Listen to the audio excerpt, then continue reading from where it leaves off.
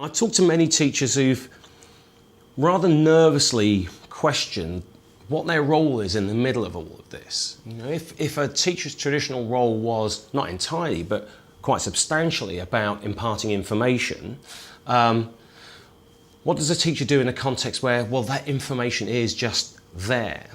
Well, I've got a question really. I said at the head of this that I'm a part-time music student, and I said that perhaps glibly, but it's serious. And I even held up my homework book. Now, why do I, who frankly knows his way around the internet, because I have to, why have I chosen to take on a teacher in something like music theory and harmony, when all those materials, as I say, are available online? Well, I think there are three things in there that I get from my music teacher, and I think they're three things that you will give to your students, pupils. And they are, firstly, context. I mean, the internet is great at information. It is about data at its core.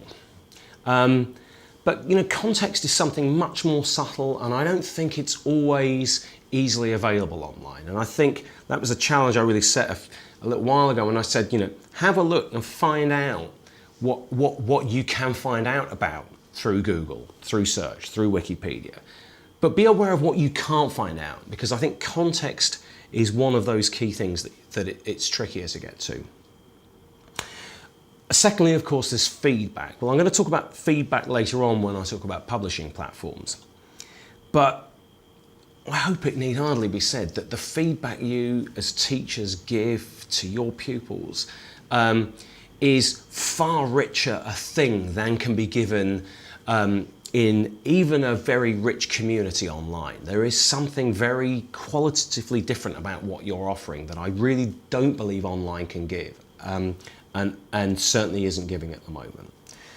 And the third thing, is jeopardy. The reason that I go to a teacher is because I get homework assignments and I have to do my homework on time.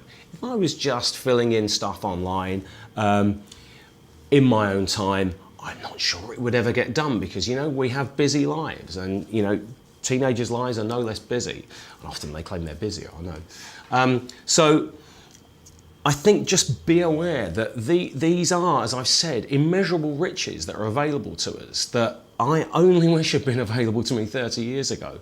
But your role in the midst of all these riches is to corral them, to show your students how they can best use them, and really to encourage their learning journey through it all.